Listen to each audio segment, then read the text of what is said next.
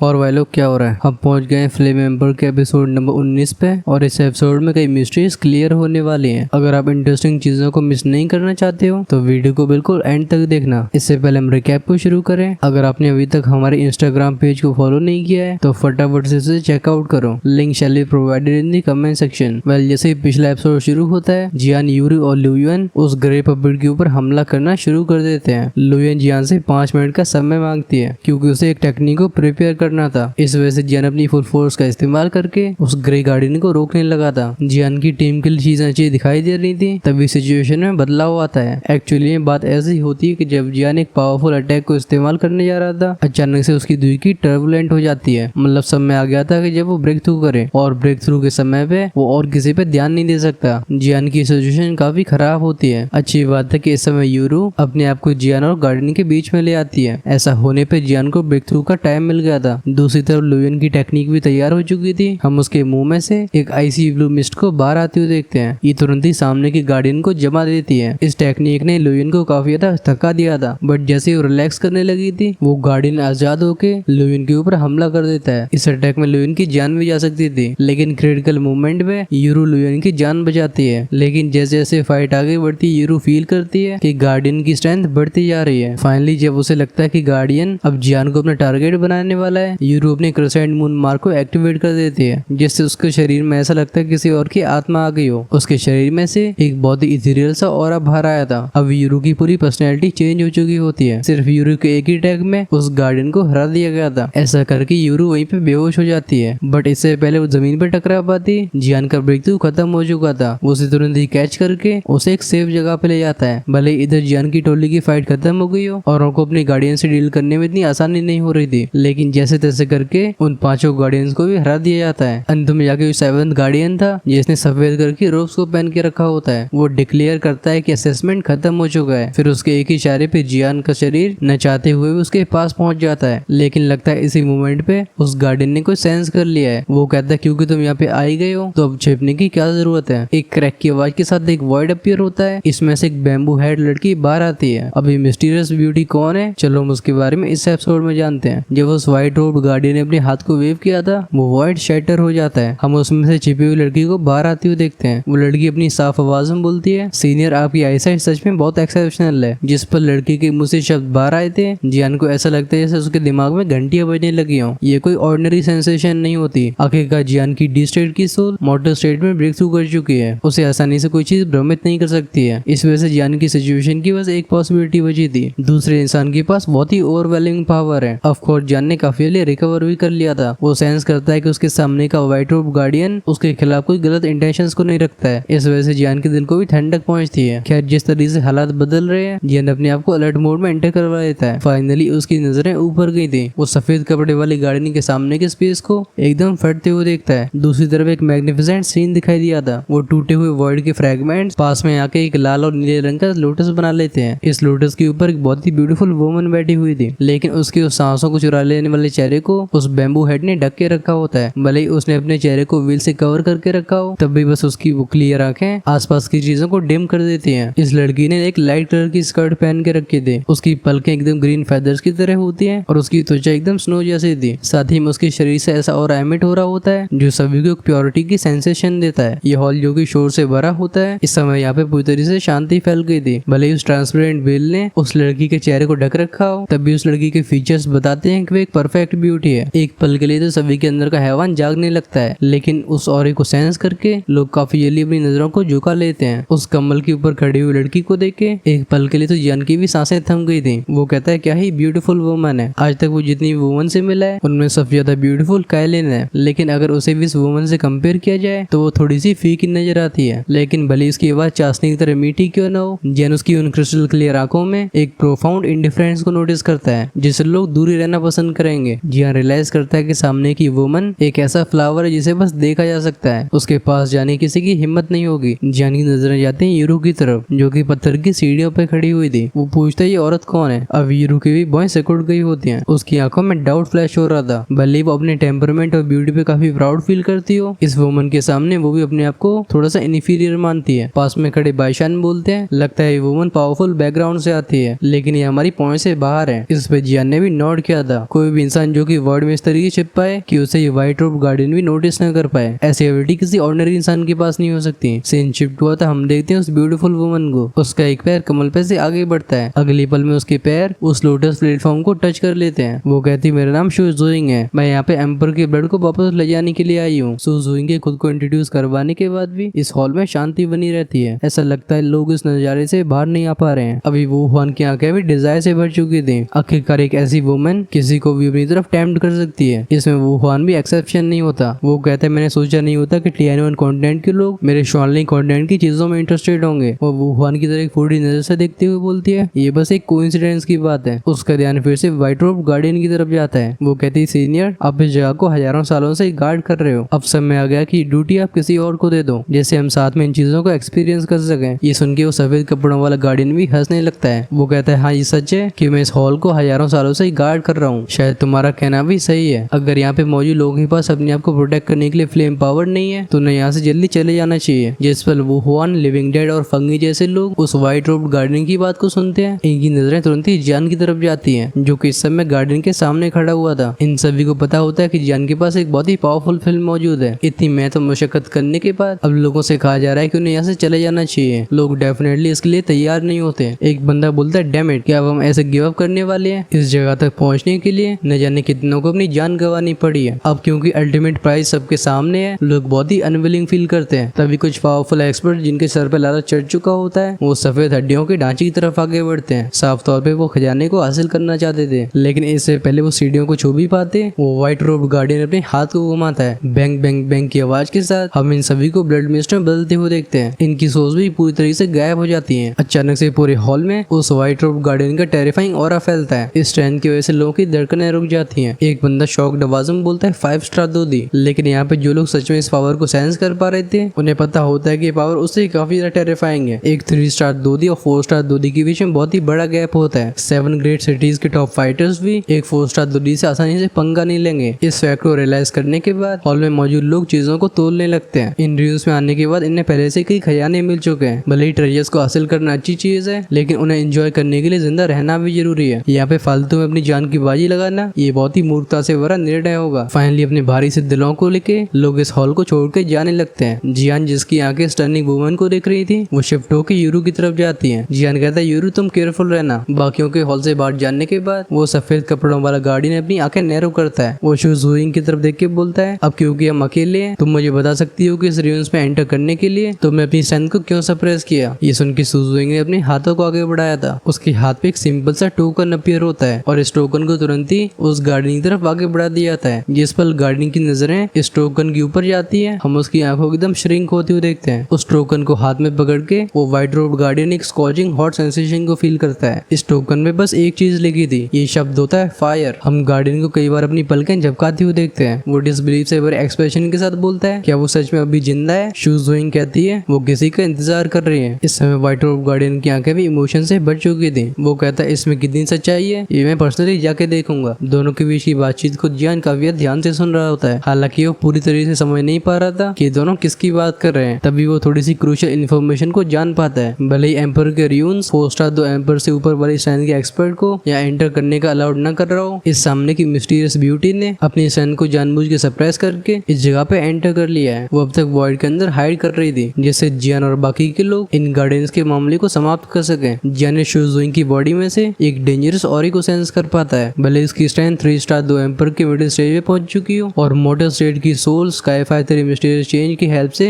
वो भले एक अर्ली स्टेज के 4 स्टार दो एम्पर से फाइट कर पाए, तब भी शू जुइंग को देख के जियान की पीछे हटने की इच्छा होती है। इस औरत की प्रेजेंस में उसकी हेवली फेम भी कांप रही होती है। भले ही शू जुइंग ने अपनी स्ट्रेंथ को पीक 3 स्टार दो एम्पर के लेवल पे सप्रेस कर लिया हो, जियान को पता होता है कि दोनों के बीच में बहुत ज्यादा बड़ा गैप है। इस फॉर्मेशन में एंटर करने के बाद जिन लोग लगातार जियान को ऑब्जर्व कर रहे थे, उन्होंने जियान की बैटल पावर और ब्रेक थ्रू को खुद देखा था। उसके बाद भी वो शू जुइंग की स्ट्रेंथ को एक्नॉलेज करते हैं। तभी अचानक से जियान अपने ख्याली पुलाव से बाहर आता है। उसका ध्यान फिर से दोनों के बीच की कन्वर्सेशन पे गया था। वो सफेद कपड़ों वाला गार्डियन साई करके बोलता है जो भी पहले हुआ उसमें मेरी गलती थी। फिर वो शू जुइंग की तरफ देख के बोलता है क्योंकि तुम्हारा उसके साथ एक कनेक्शन है, चलो मैं तुम्हारी मदद कर देता हूँ। वो कहता है तुम्हारे सामने रूइंस के ओनर का स्केलेटन है, मेरी ओनर के साथ डील के हिसाब से मुझे उनकी लेगेसी को प्रोटेक्ट करना होगा। वो व्हाइट रोब गार्डियन बोलता है तुम्हें जिस एसेंस और ब्लड की जरूरत है वो और रूइंस के ऑनर के हड्डियों में होगा। फाइनली उसका ध्यान जाता है जियान की तरफ। वो कहता है लेकिन इस लड़के के पास पोटेंशियल है, और जिन्हें फायर स्पीड स्वीकार करती है उनके फ्यूचर सच में एक्स्ट्रॉर्डिनरी होता है। इस वजह से चीजों में ज्यादा इंटरफेयर नहीं कर सकता हूँ। फॉर्चून उसी के पास जाता है जिसके पास उसकी डेस्टिनी होती है। हम इसके ऊपर कोई जोर जबरदस्ती नहीं कर सकते। इस बंदे की बात को सुन के जियान को रिलीफ फील होती है। उसे इसकी बातों को सुन के ऐसा लग रहा था जैसे वो जियान का रास्ता रुकेगा, क्योंकि इस व्हाइट रोड गार्डन की सेंस काफी ज्यादा टेरिफाइंग है। भले ही इस हॉल में आने से पहले जियान ने लिटरली कोई चीज छिपा दिया हो, तब भी वो इस गार्डन की आंखों से छिप नहीं पाया। जब ये विचार जियान के दिमाग में आ ही रहे थे, तभी पफ की आवाज के साथ लिटरली उसके शरीर से बाहर आता है। वो उसके कंधे पे खड़े होके जियान से कुछ बड़बड़ाने लगा था। इस समय फाइनल शूजुइंग का ध्यान भी जियान के ऊपर जाता है। उसकी आंखों में इंटरेस्ट जाग गया था।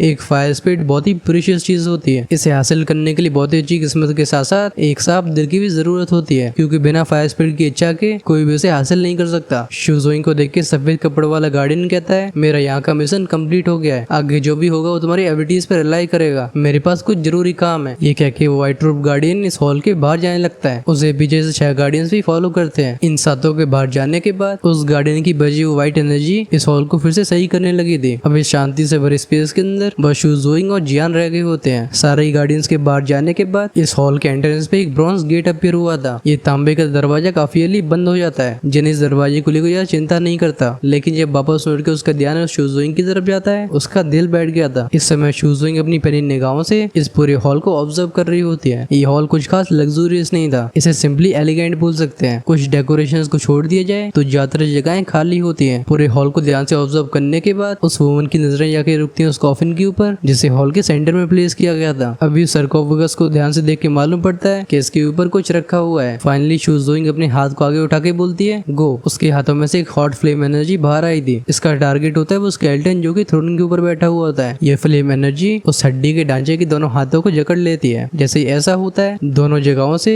एक चकाचौंध करने वाली रोशनी उठी थी। हम दोनों हाथों पे 2 लाइट बीम्स को देख सकते हैं। इन दोनों लाइट सोर्स को देख के जियान की आंखें भी नैरो हो जाती हैं। उन दोनों रोशनियों के अंदर जियान 2 बीड्स को देखता है। इनमें से एक का रंग सफेद था तो दूसरे का काला। इन दोनों लाइट बीड्स को देख के ऐसा लगता है जैसे धड़क रहे हो। इनमें से इंटेंस एनर्जी फ्लक्चुएशंस एक वेव के रूप में बाहर आ रही होती है। इस बीड की पावर की रिस्पॉन्स में हॉल के अंदर की एनर्जी भी ट्रेम्बल होने लगती है। जियान मनी मन में कहता है, क्योंकि मैं यहाँ पे पहुंच ही चुका हूँ तो फिर अब वापस लौटने का कोई मतलब नहीं बनता है। साफ तौर पे उन एनर्जी बीड्स के अंदर की एनर्जी इन रियूज का सबसे बड़ा खजाना है और जियान इसे हासिल करके रहेगा। जब वो औरत लगातार उस स्केलेटन को ऑब्जर्व कर रही थी, जियान बस एक पल के लिए हेजिटेट करने के बाद सीधा उस थ्रोन की तरफ शूट हो जाता है। हाउएवर जैसे जियान आगे बढ़ा था, वो शूजुइंग तुरंत ही उसे नोटिस कर लेती है। अपने हाथ के एक इशारे से जियान के चारों तरफ एक एनर्जी बैरियर बन जाता है और जियान उसके बीच में फंस गया था। शाओई जो कि जियान के कंधे पे खड़ा होता है, वो तुरंत ही रिएक्ट करता है। उसके मुंह से टेरिफाइंग मिल्की व्हाइट फ्लेम बाहर आती है। एक वूश की आवाज के साथ उस एनर्जी के से टकरा जाती है। जैसे लिटरली की फ्लेम इस एनर्जी बैरियर को टच करती है, ये एनर्जी बैरियर तुरंत ही फट जाता है। अब जियान की स्टोर रिंग के अंदर गोल्डन रैंकिंग के चेहरे पे भी स्माइल आ चुकी होती है। वो जियान से कहते हैं, ब्लैक एंड व्हाइट ये यांग हार्ट चीजें अब इंटरेस्टिंग हो रही है। जियान पूछता है क्या यही वो लेजेंडरी ये यांग हार्ट है। उसकी आंखें लॉक हो जाती है उन दोनों बीट्स के ऊपर। इस समय उसका दिल शौक से भर गया था। अपने आप उसके पैर आगे बढ़ने लगते हैं, लेकिन जस्ट जियान मूवी हुआ था तभी एक हल्की सी इथेरियल आवाज इस पूरे हॉल में गूंजती है। वो कहती है, तुम्हारी जगह नहीं है। भले ही तुम्हारे पास फायर स्पीड की हेल्प हो, तब भी तुम मुझे हरा नहीं सकते। अभी शूजुइंग की आंखें कोल्ड तरीके से जियान के ऊपर फिक्स हो गई थी। वो कहती है, अपनी फायर स्पीड को लेकर यहाँ से चले जाओ। ये सुन के जियान के आगे बढ़ते कदम वहीं पे थम जाते हैं। वो अपने सिर को उठा के देखता है उस औरत की तरफ जो कि उसके सामने हवा में फ्लोट कर रही थी। जियान की आंखें नैरो हो जाती है। जियान शूजुइंग की आंखों की इंटेंसिटी को सेंस कर पा रहा था। साफ तौर पे वो जियान को आसानी से आगे नहीं बढ़ने देगी। अब क्योंकि दोनों के बीच में डिस्टेंस काफी कम रह गया था, आखिरकार जियान को इस मिस्टीरियस वुमन को पास से देखने का मौका मिलता है। ये सच में एक एक्सेप्शनल ब्यूटी होती है। खैर यहाँ पे तारीफ तो बहुत कर रखी है, लेकिन तुम्हारा भाई भी पिघलने वाला नहीं है, सो चलो इसे स्किप करते हैं। भले ही बैम्बू हेड पहनने की वजह से उसका पूरा चेहरा क्लियरली दिखाई नहीं दे रहा हो, तब भी जियान को सबसे ज्यादा आकर्षित वो आंखें कर रही थी। इन आंखों को देख के ऐसा लगता है जैसे सीधा किसी के रूह में झांक सकती हो। खैर तुम सभी को ज्यादा फालतू की चीज सुनने को नहीं मिलती, लेकिन इस औरत की तारीफ पढ़ते पढ़ते तुम्हारा भाई बेहोश होते होते बचा है। इसी बात पे वीडियो लाइक हो जाना चाहिए। कुछ समय तक ठरक में गुजारने के बाद जियान रियलाइज करता है कि उसे होश में आने की जरूरत है। जियान की थमी हुई आंखों को देख के शूजुइंग बोलती है, हाँ तुम क्या देख रहे हो, तुम्हें यहाँ से जल्दी चले जाना चाहिए। जियान चुपचाप से जिनलोंग से पूछता है, मास्टर क्या मैं इसे हरा सकता हूँ। अभी गोल्डन रैंकिंग के चेहरे पे भी ग्रेव एक्सप्रेशन था। वो कहते हैं, तुम्हारे लिए ऐसा करना अभी काफी मुश्किल है। भले लड़की काफी यंग लग रही हो, लेकिन ये अपने पास ट्रू स्ट्रेंथ को रखती है। भले ही तुम चाहे सारे ट्रम्प कार्ड्स का यूज कर लो, तब भी तुम्हारे जीतने के अवसर बहुत कम है। ये सुनने के बाद भी जियान गिव अप नहीं करता। वो कहता है, मास्टर अगर आप मेरी हमारी बॉडी को पोजेस कर लेते हो तो फिर हमारे चांसेस कैसे होंगे। जिनलोंग कहते हैं पिछली पोजेशन की वजह से तुम्हारे शरीर को काफी ना नुकसान हो चुका है। अगर तुम इसे फिर से ट्राई करते हो तो हो सकता है कि इससे तुम्हारी फाउंडेशन को नुकसान पहुंचे। जिनलोंग की पूरी बात को सुन के जियान फाइनली अंदर से एक साय करता है। वो समझ गया था सिचुएशन काफी ज्यादा खराब है। भले ही सामने के ट्रायर्स कितने भी टेम्पटिंग हो, उन्हें एंजॉय करने के लिए जियान का जिंदा रहना जरूरी है। जियान फाइनली इस मिस्टीरियस वुमन की तरफ अपने हाथ कब करता है। वो कहता है लेडी, मेरा इस ट्रायर के लिए तुम्हारे साथ कम्पीट करने का कोई इरादा नहीं है, मैं यहाँ पे बस बाई चांस आ गया था। जियान की बात को सुन के वो बंदी अपनी पलकें झपकाती है। वो अपनी क्लियर जेट जैसी आवाज में बोलती है, उन सिटीज के टॉप जीनियसेस को भी यहाँ से बाहर निकाल लिया गया है, तुम्हारे यहाँ तक पहुँचना तुम्हारी स्किल को दिखाता है। वो जियान को खुद को इंट्रोड्यूस करती है, बोलती है मैं शूजोइंग हूँ, क्योंकि तुम इस ट्रायल के लिए मुझसे कम्पीट नहीं करना चाहते तो मैं इसके लिए तुम्हें धन्यवाद देती हूँ। मुझे ये फोर्स का इस्तेमाल करना अच्छा नहीं लगता, इस वजह से मैं उम्मीद करती हूँ कि तुम कोई अनरीजनेबल एक्शन नहीं लोगे। जियान ये सुन के नोट करता है। उसकी इस औरत के बारे में समझ बढ़ रही थी। भले इसके बोलने का तरीका काफी जेंटल हो, लेकिन इसे हल्के में आंका नहीं जा सकता। वहीं पे अगर हम शूजोइंग के परसेप्शन से देखें तो फिर भले ही उसने रूल्स के हिसाब से अपनी स्ट्रेंथ को सप्रेस कर लिया हो, शूजोइंग को ऐसा लगता था कि उसे जियान को हराने में कोई परेशानी नहीं होगी। यही रीजन था जिसकी वजह से वो जियान को बाहर नहीं फेंकती है। बेसिकली वो जियान को सीरियस ही नहीं लेती थी। फाइनली जियान पे से हट के शूजोइंग का ध्यान वापस से यिन यांग हार्ट के ऊपर लौटता है। वो एक सरप्राइज से फिर आवाज में कहती है, मैंने भी एक्सपेक्ट नहीं किया था कि मैं यहाँ पे यिन यांग हार्ट को पाऊंगी। भले ही सामने खजाने को देख के उसकी आंखों में कितना भी एक्साइटमेंट झलक रहा हो, वो अपने चेहरे के एक्सप्रेशन को एकदम शांत रखती है। ये कहकर शूजोइंग ने एक इशारा किया था। उसकी वो एनर्जी उन दोनों बीट्स को खींचने की कोशिश करती है, लेकिन रिस्पॉन्स के तौर पे वो काले और सफेद भी ट्रैम्बल होते हैं। इनके चारों तरफ एक बैरियर बन गया था। ऐसे नजारे को देख के शूजोइंग ने एक और इशारा किया था। तुरंत ही उसके पैरों के नीचे ग्रीन लोटस में से एक पेटल आगे शूट होता है। ये छोटी सी पत्ती एक रे ऑफ लाइट में मिल के सीधा उस प्रोटेक्टिव बैरियर में जाके टकरा जाती है। तुरंत ही जियान को एक क्रैक की आवाज सुनाई देती है। अगली पल में बैरियर शैटर हो गया था। जैसे प्रोटेक्टिव बैरियर के पार्टिकल चारों तरफ बिखरते हैं, वो व्हाइट बीट शूजोइंग के हाथ की तरफ आगे बढ़ता है। इस समय ऐसा लगता है जैसे हॉल का स्पेस पूरी तरीके से थम गया हो। बीट में से बाहर आने वाली इस पावर को सेंस करके जियान भी स्टैंड रह गया था। अपने हाथों में सफेद मोती को देख के शूजोइंग के चेहरे पे कंफ्यूजन आ गया था। वो कहती है ब्लैक यिन यांग हार्ट कहाँ पे गया। एक बार स्केलेटन को फिर से ध्यान से देखने के बाद भी उसे काले बीट का नामो निशान नहीं दिखाई देता। फाइनली वो इसके ऊपर गिव अप कर देती है। वो फोकस करती है उस यिन यांग हार्ट पे जो उसके पास था। जैसे शूजोइंग ने इस बीट को रिफाइन करना शुरू किया था, अचानक से जियान फील करता है कि ये पूरा हॉल फायर एट्रीब्यूट की एनर्जी से भर गया है। ऐसे सीन की वजह से वो भी स्टार्टल हो गया था। तुरंत ही उसका ध्यान जाता है शूजोइंग के ऊपर। इस समय शूजोइंग की बॉडी में से वो सायन फ्लेम्स बाहर आ रही होती हैं। वेल सायन एक हल्का सा ग्रीन कलर होता है। इसके बारे में आप सभी सर्च भी कर सकते हो। इस सायन फ्लेम को देख के जियान की इंस्टिंक्ट्स डेंजर चीखती हैं। इवन लिटिल जो कि हमेशा चिल रहता था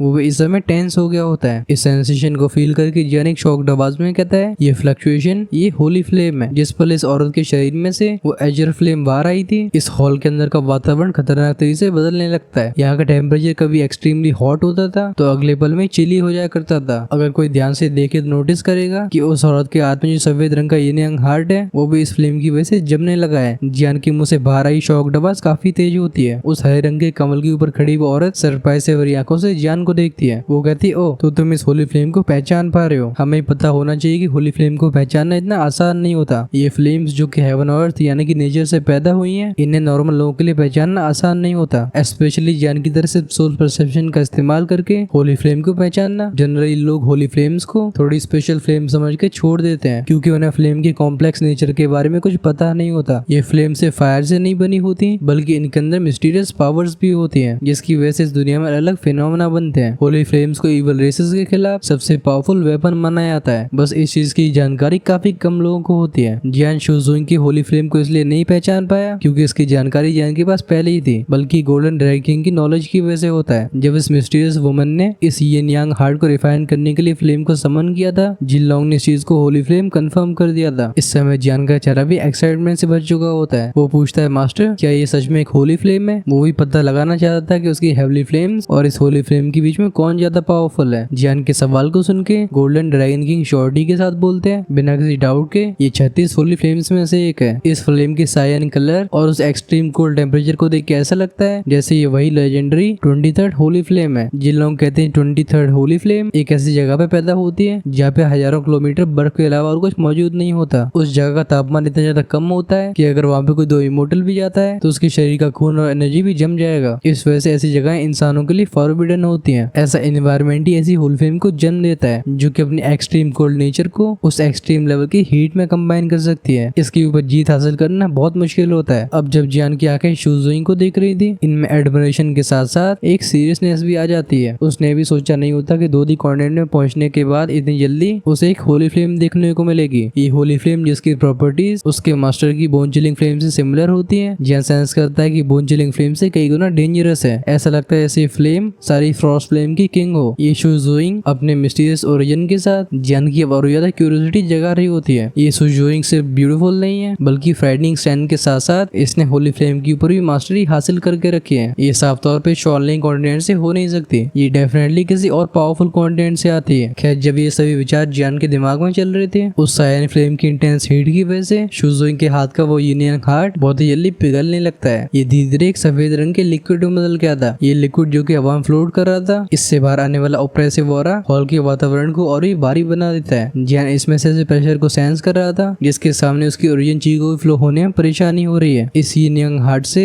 बने हुए सफेद लिक्विड को देख के जियान के चेहरे का एक्सप्रेशन काफी ज्यादा सॉलम हो गया था। इस मिस्टीरियस ब्यूटी के एक्शंस को ऑब्जर्व करने के बाद जियान की नजरें जाती है उस काले रंग की बीड के ऊपर जो कि थ्रोन के ऊपर मौजूद होता है। जियान के दिमाग में एक आइडिया आया था, वो हैवी प्रेशर जो कि जियान के कंधों पे एकदम पहाड़ की तरह वजन डाल रहा होता है। लगता है वो शूजुइंग को अफेक्ट नहीं कर पा रहा है। उसकी आंखें लगातार उस सफेद लिक्विड को देखती रहती हैं। इस समय शूजुइंग ने अपने सिर को हल्के से ऊपर उठाया था, जैसे उसकी पूरी चेहरे की हल्की सी झलक दिखाई देती है। जैसे वो हल्के से अपने होठों खोलती है, वो सफेद लिक्विड सीधे उसके मुंह में चला जाता है। खैर शूजुइंग के लुहावनी चेहरे की मदोशी में खोना अभी जियान के पास ये अफोर्ड करने का समय नहीं होता, क्योंकि उसके दिमाग में इंटरनल स्ट्रगल्स चल रहे होते हैं। लेकिन जब वो शूजुइंग को एफर्टलेसली उस यिन यांग हार्ट को सॉलो करते हुए देखता है, ऐसा लगता है जैसे जियान को एक झटका लग गया हो। हम तुरंत ही उसे अपनी फिस्ट को क्लेंच करते हुए देखते हैं। जियान एक्शन लेने के फायदे और नुकसानों को तोलने लगा था। एक पल के लिए जियान की आंखें फ्लिकर होने लगी थी, लेकिन इवेंचुअली उसे शांत होना पड़ता है। उस फ्रस्ट्रेशन की वजह से जियान के चेहरे का एक्सप्रेशन काफी डार्क हो गया था। वो इस परिस्थिति को स्वीकार नहीं कर पाता है। बस बात ऐसी होती है कि अभी जियान के कंधों में बहुत सारी जिम्मेदारियां हैं। वो यहाँ पे गलत एक्शन नहीं ले सकता। उसका पावरफुल सोल परसेप्शन ने बता रहा था कि जियान की हर एक मूव उस शूजुइंग की नजरों में है। वो फाइनली अपने सिर को लाते हुए मनी मन में कहता है, चलो जाने दो। भले वो यिन यांग हार्ट काफी ज्यादा वैल्यूएबल हो, लेकिन इसके लिए मैं अपनी जान को खतरे में नहीं डाल सकता। बस जियान को समझ में नहीं आता कि शूजुइंग उस काले रंग की भीड़ पे ध्यान क्यों नहीं दे रही है। एक पल के जियान के दिमाग में कई आइडियाज आने लगते हैं। आखिरकार जियान हताशा से भरे चेहरे को लेके अपने हाथों को नीचे करके खोल लेता है। उसका दिल डिसअपॉइंटमेंट से भरा हुआ था। उसे अच्छे से पता होता है कि अभी चीजें उसकी तरफ काम नहीं कर रही हैं। जब जियान फाइनली अपने कदमों को पीछे लेने वाला था, इसी पर वो शूजुइंग उस यिन यांग हार्ट को रिफाइन कर चुकी होती है। अब उसका ध्यान जाता है जियान की तरफ। वो जियान की तरफ देख के स्माइल के साथ बोलती है, यंग मास्टर जियान, आप सच में भरोसे के लायक हो। मैं चाहती हूँ कि जब मैं इस यिन यांग हार्ट को रिफाइन कर रही हूँ, आप मुझे डिस्टर्ब मत करना। ये सुन के जियान के मुंह से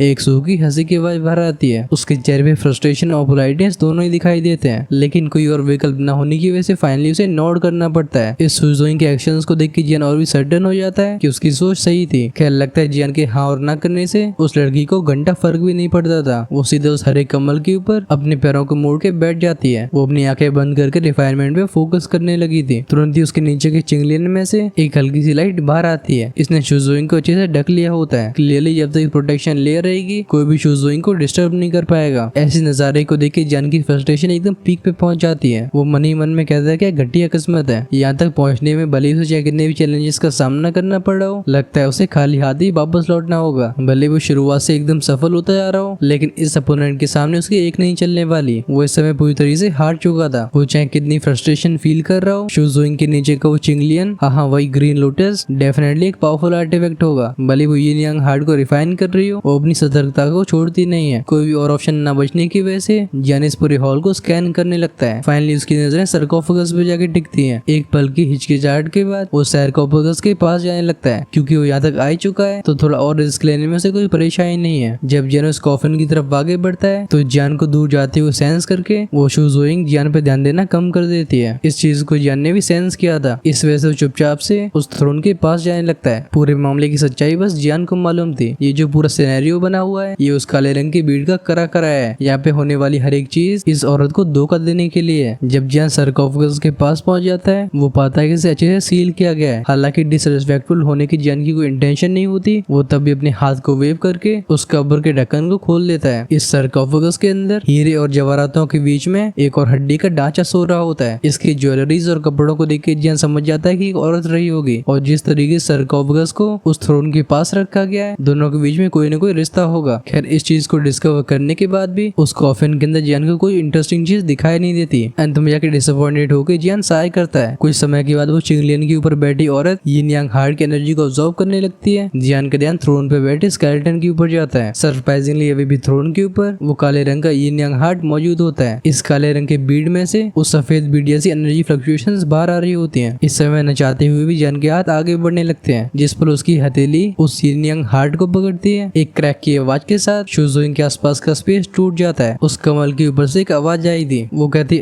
ये फॉर्मेशन है। लेकिन भले इस चीज को समझ गई हो, लेकिन अब उसके पास चीजों को बदलने का समय नहीं होता। वो बड़बड़ाती हुई बोलती क्या वो उस लड़की की वजह से है, लेकिन उसकी मिडिल स्टेज 3 स्टार दूरी की स्ट्रेंथ के साथ उसके लिए चुपचाप से इस फॉर्मेशन को बनाना इम्पॉसिबल होगा। ऐसा सोचने के बाद उसकी नजरें तुरंत ही जियान के ऊपर जाती हैं, जिसके हाथ में ब्लैक बीड मौजूद था। उसने ये सफेद रंग के बीड को निकल के रिफाइन किया होता है। इस काले रंग के बीड में से सेम वैसा ही ऑरा एमिट हो रहा था। इस चीज को रियलाइज करके शुजोइंग की आंखें तुरंत ही कोल्ड हो जाती हैं। उसके नीचे के हरे कमल में से एक पावरफुल एनर्जी जियान की तरफ आगे बढ़ती है। वो कहती है इसे मुझे दे दो। साफ तौर पे शुजोइंग ने रियलाइज कर लिया था कि वो रियोन के ओनर के षड्यंत्र में फंस गई है, वरना जैसी उसकी पर्सनैलिटी होती है वो इस ब्लैक बीड को बिल्कुल इग्नोर नहीं करती। इस अजोर फ्लेम की पावर को जियान अच्छे से समझता था। इस वजह से जैसे ही वो देखता है कि शुजोइंग के आसपास की फॉर्मेशन टूट गई है, वो तुरंत इस काले बीड को निगल लेता है। फिर बिना हेजिटेशन के 3000 लाइटिंग मूवमेंट का इस्तेमाल किया गया था। जियान उस हड्डी के ढांचे के पीछे पहुंचा ही होता है, तभी हॉल में बूम बूम की आवाजें गूंजने लगती हैं। भले ही शुजोइंग यिन यांग हार्ट को रिफाइन कर रही हो, उसके अटैक्स तब भी काफी ज्यादा पावरफुल होते हैं। हम इन अटैक की वजह से पूरे थ्रोन को हिलते हुए देखते हैं। जब वो सायन होली फ्लेम उस स्केलेटन से जाके टकराती है, हम इसे कई डायरेक्शन में रिफ्लेक्ट होते हुए देखते हैं। लेकिन जहाँ पे वो सायन फ्लेम टकराई थी, वहाँ पे एक बहुत ही शार्प लाइट फ्लैश हो रही होती है। हड्डियों के ऊपर की इस रोशनी को जियान की पहनी आंखें तुरंत ही पहचान लेती हैं। एक और फ्लैश के साथ जियान ने सीधा उस स्क्रोल को अपने कब्जे में ले लिया था। अभी शुजोइंग का दिमाग घूम गया होता है। जैसी फ्लक्चुएशंस को उसने उस व्हाइट बीड में सेंस किया था, उसे जियान के शरीर से वैसी फ्लक्चुएशन सेंस होती है। लेकिन अभी वो डिस्ट्रैक्शन अफोर्ड नहीं कर सकती थी। इस यिन यांग हार्ट को रिफाइन करना ये उसके पूरे फोकस को डिमांड करता है। जियान का एक्स्ट्राऑर्डिनरी फिजिक, जो कि 23 अलग तरीके हेवी फ्लेम से रिफाइन होकर और ज्यादा मौजूद हो चुका होता है, उसके बारे में शुजोइंग को कुछ आइडिया नहीं होता। उसे नहीं पता होता कि जियान उसकी होली फ्लेम का टेम्परेचर का सामना कर लेगा। भले होली फ्लेम्स हेवी फ्लेम से ज्यादा पोटेंट हो, मतलब बेसिकली उनकी इंटेंसिटी और कुछ प्रॉपर्टीज हाई होती है, लेकिन शुजोइंग को पता नहीं होता कि जियान की फायर एट्रीब्यूट की दुकी बिल्कुल उससे कंपेरेबल है। जब जियान के शरीर के अंदर के हेवी फ्लेम्स उस काले रंग के यिन यांग हार्ट को रिफाइन करने लगती है, जियान नोटिस करता है कि शुजोइंग के पास उसके ऊपर ध्यान देने का समय नहीं है। इस परिस्थिति का फायदा उठाते हुए वो जमीन पे पड़ी सार्कोफेगस के पास जाने लगा था। उन हड्डियों को देख के जियान बोलता है, इतनी कीमती चीजों को आपसे लेने के लिए मैं माफी मांगता हूँ, ये मेरा आपके लिए ट्रिब्यूट है। ऐसा कहने के बाद जियान उस हड्डी के ढांचे की तरफ दोनों हाथ कप करके बाव करता है। लेकिन जब जियान बाव करते हुए नीचे झुक रहा था, उसकी आंखों में एक चीज आती है। उसे उस सार्कोफेगस के अंदर कई अलग इंस्क्रिप्शन दिखाई दी थी। अच्छी बात है कि इसे जियान को पढ़ना आता था। ये इंस्क्रिप्शन कहती है, जब मैं जिंदा था तो मेरे पास यांग की पावर थी और मेरे लवर के पास यिन की पावर। जब हमारी मौत आई तो हम यिन यांग डबल हार्ट बन गए। इन शब्दों के महत्व को समझ के ऐसा लगता है जैसे जियान पत्थर की मूर्ति बदल गया हो। वो तुरंत ही पीछे मुड़ के शुजोइंग की तरफ देखता है, जो कि सफेद रंग की वीड को रिफाइन करने की पूरी कोशिश कर रही थी। तुरंत ही जियान की आंखें एकदम कॉम्प्लेक्स हो जाती हैं। बस इसी मोमेंट में जियान ने इस ब्लैक बीड को सॉल्व किया था। वो अपनी टेरिफाइंग पावर को अनलीश करना शुरू कर देता है। जियान महसूस करता है कि उसके शरीर के अंदर एक अलग ही स्तर की ऊर्जा आतंक मचाने लगी है। अब यिन यांग डबल हार्ट कैसे कैसे कांड करवाने वाला है, ये तो हमें फ्यूचर की स्टोरी बताएगी। लेकिन बेसिकली कहा जा सकता है कि इस मोमेंट से स्टोरी और भी इंटरेस्टिंग हो गई है। वैसे पता नहीं क्यों, लेकिन मुझे इस सीन को देख के क्वीन मेडुसा की याद आने लगी है। आपके क्या सोचना है कमेंट्स में लिख के बताओ। मैं भी देखना चाहता हूँ कि सभी के दिमाग में कैसे कैसे ब्रिलियंट आइडियाज आते हैं। ऑफ कोर्स अगर आपको एक्सप्रेशन पसंद आई हो तो इसे लाइक करके कमेंट सेक्शन में तारीफ करना मत भूलना, जिससे तुम्हारे भाई को और भी ज्यादा एपिसोड्स को बनाने का मोटिवेशन मिल जाए। देखो सब कुछ तुम्हारे ऊपर ही डिपेंड करता है। जो लोग अगले एपिसोड का वेट नहीं कर पाते हैं, उनके लिए हमारे चैनल की मेंबरशिप्स ओपन है। आप उसके पार्ट 1 के अर्ली एक्सेस को एंजॉय कर पाओगे और ऑफ कोर्स इससे चैनल को सपोर्ट भी मिलेगा। वैसे मैं सोच रहा हूँ कि इस माइक को अपग्रेड किया जाए, लेकिन उसमें काफी ज्यादा इन्वेस्टमेंट लगने वाली है। सो देखते हैं। ये 19th एपिसोड होने के बाद भी हमारी व्यूअरशिप डिक्रीज हो रही है। अगर चीजें इस तरीके से चलती रही तो मुझे नहीं लगता कि मैं स्टोरी को आगे कंटिन्यू कर पाऊंगा। अगर आपके पास कोई आइडियाज हो, do share them in the comment section. चलो हम वीडियो को यहीं पे फिनिश करते हैं। मेंबरशिप को ज्वाइन करने का ऑप्शन चैनल के होम पेज पे मिलेगा। Until then peace out.